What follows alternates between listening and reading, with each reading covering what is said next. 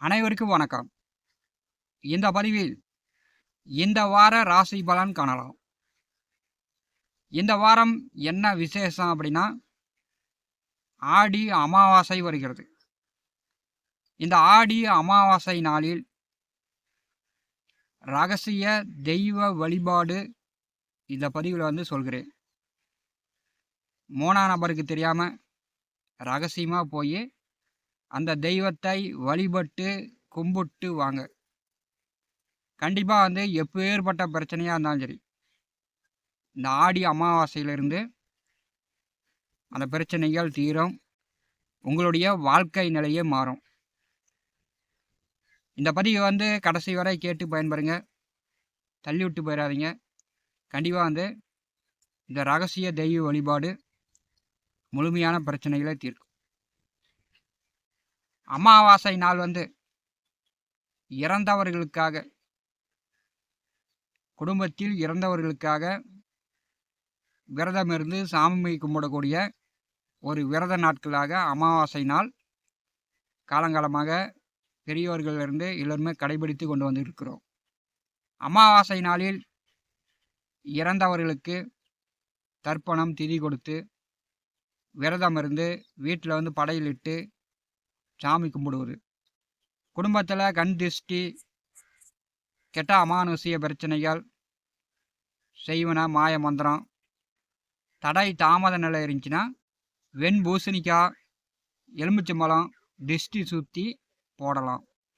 அமாவாசை நாளில் நாம் செய்யக்கூடாத விஷயங்கள் என்ன செய்யக்கூடாது அப்படின்னா, அமாவாசை நாளில் நம்முடைய குடும்பம், நம்முடைய வளர்ச்சிக்காக மட்டும்தான் நம்ம குலதெய்வங்களுக்கு போனாலும் சரி, பரிகாரம் பண்ணாலும் சரி, நம்முடைய வளர்ச்சிக்கு மட்டும்தான் நாம் அமாவாசை நாளை பயன்படுத்திக்கணும். எதிரிகள் எதிரி கெடணும், எதிரி அழிஞ்சு போகணும் அப்படின்னு எதிரிகளுக்காக கோயிலில் போய் சாமி கும்பிடக்கூடாது.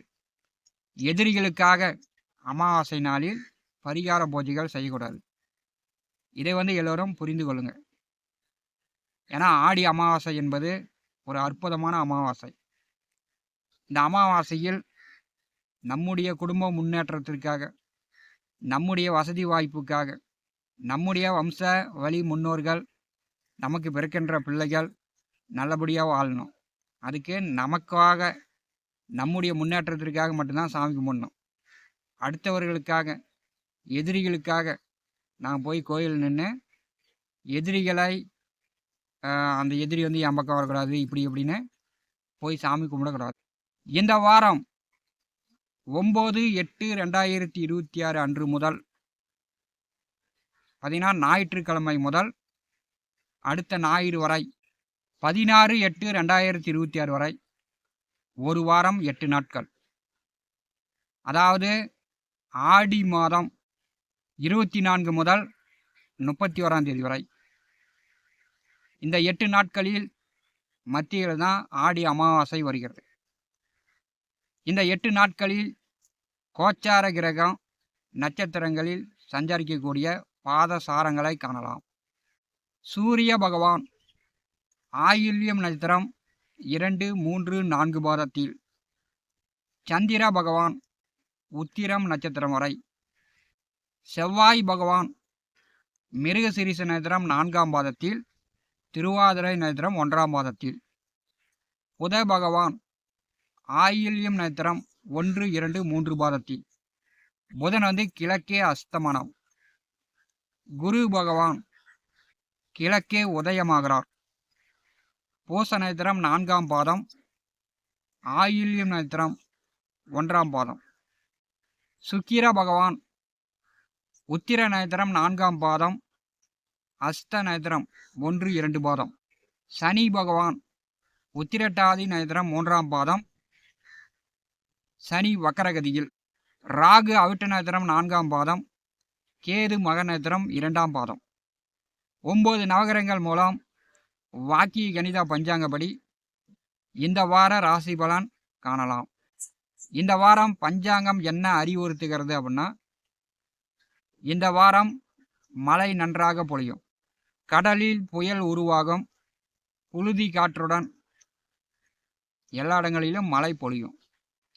12/8/2026 அன்று ஆடி மாதம் 27ஆம் தேதி புதன்கிழமை இரவு 12:10 வரை பார்த்தீங்கன்னா அமாவாசை நிகழ்கிறது.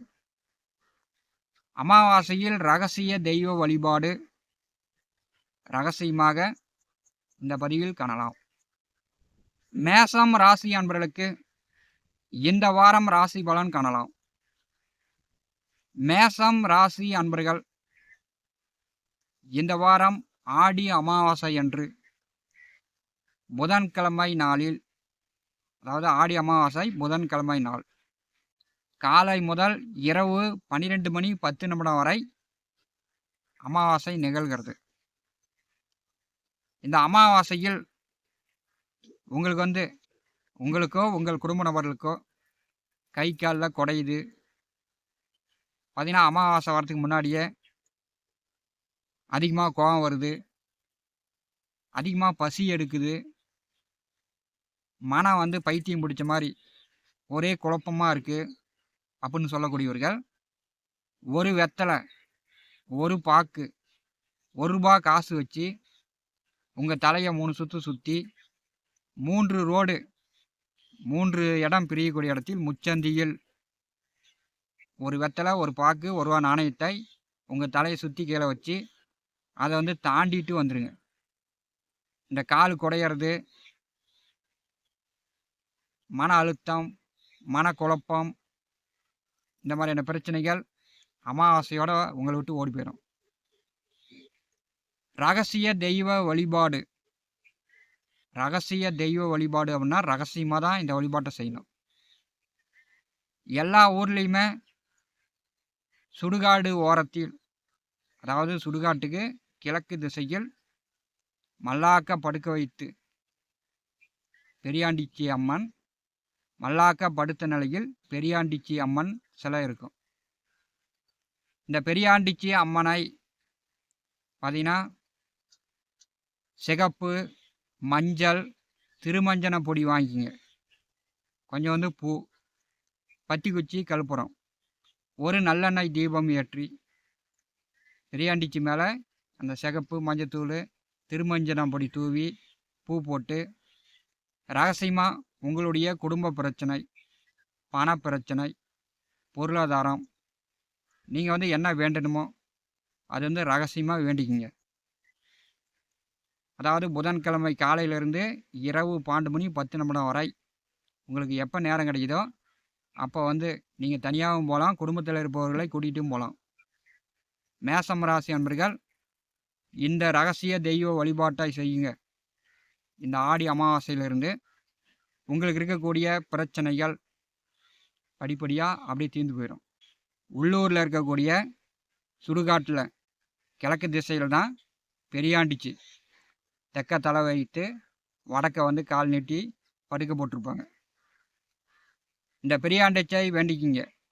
இந்த அமாவாசை நாளில் எவ்வளோ பிரச்சனை இருந்தாலும் முழுமையாக தீரும். மேசம் ராசி என்பதற்கு இந்த வார ராசி பலன் காணலாம். மேசம் ராசி அதிபதி செவ்வாய் 3வது வீட்டில் இருக்கிறார். பார்த்தீங்கன்னா சந்திரன் 3வது வீட்டிலிருந்து வாரத்தை தொடங்கி வைக்கிறார். அப்போ சந்திர மங்கள யோகம், குரு சந்திர யோகம், அமாவாசை யோகம். இந்த வாரம் முழுக்கவே 8 நாளும் மேச ராசி என்பதற்கு தாராளமான பண வரவு உண்டு. செலவுக்கு கைக்கு காசு இல்லாமல் தாராளமாக பணம் இந்த வாரம் உங்கள் கையில் போடணும்.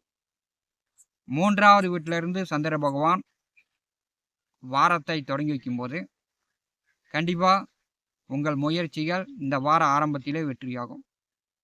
தாராளமான பண வரத்து உண்டு. 4ஆம் இடம் சந்திரன் சென்றால் பார்த்தீங்கன்னா உங்களுக்கு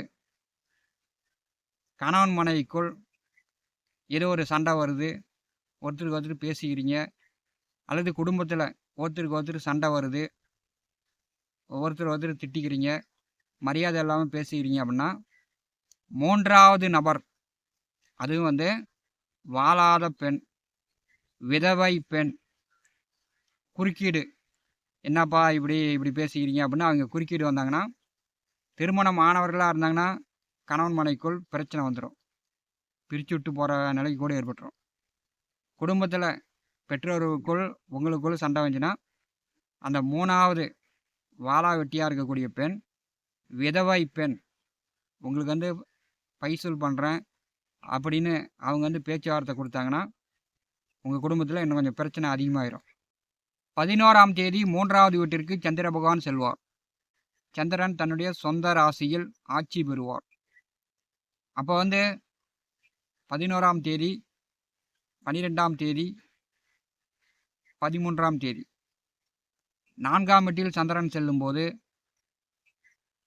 வாலா வெட்டி விதவை பெண் உங்களுக்கு வந்து பிரச்சனை தர மாதிரி உங்கள் வீட்டை சுற்றி இருப்பவர்கள் யாராச்சும் இருந்தாங்கன்னா அவங்களோட நீங்கள் கவனமாக இருக்கணும். குடும்பத்தில் அப்பாவோட சண்டை கட்டினாலும் சரி, கணவன் மனைவிக்குள் இதை பேசிக்கிட்டு இருந்தாலும் சரி, இந்த வாலா வெட்டி பெண் விதவை பெண் வந்து உங்களுக்கு வந்து பிரச்சனை கொடுக்கக்கூடிய நபராக 11, 12, 13 இந்த நாட்களில் வருவாங்க. மேஷம் ராசி அன்பர்கள் கவனமாக இருக்கணும். சந்திர பகவான் 12ஆம் தேதி முழு அமாவாசையாக 4வது வீட்டிலே செல்லும்போது மேஷம் ராசி அன்பர்கள் தவறாமல் பெரியாண்டிச்சி அம்மனை நீங்கள் கும்பிடுங்க. கண் திருஷ்டியாக இருந்தாலும் சரி, செய்வனியாக இருந்தாலும் சரி, மாய மந்திரமாக இருந்தாலும் சரி, உங்கள் உடல் ஆரோக்கிய தொந்தரவாக இருந்தாலும் சரி, கடன் பிரச்சனையாக இருந்தாலும் சரி, உங்களுக்கு கண்டிப்பாக இந்த ஆடி அமாவாசையில் நிவர்த்தி ஆகும். இதுக்கு வந்து நீங்கள் வந்து வெளியில் செல்ல தேவையில்லை. உங்கள் உள்ளூர்லேயே இந்த பரிகாரத்தை நீங்கள் பண்ணிக்கலாம். சந்திர பகவான் 4ஆம் இடம் விட்டு 5ஆம் இடம் செல்வார். பூர்வ புண்ணிய புத்திரஸ்தானத்தில் செல்லும்போது அங்கே வந்து கேதுவை சந்திர பகவான் கடக்கும்போது 5ஆம் வீட்டில் சந்திரன் செல்வது எந்த ஒரு புதிய காரியங்களும் முயற்சிகளும் அந்த காலகட்டத்தில் வெற்றி தராது. அது உங்கள் குழந்தைகள் சார்ந்தா இருக்கலாம், பூர்வீகம் சார்ந்தா இருக்கலாம்.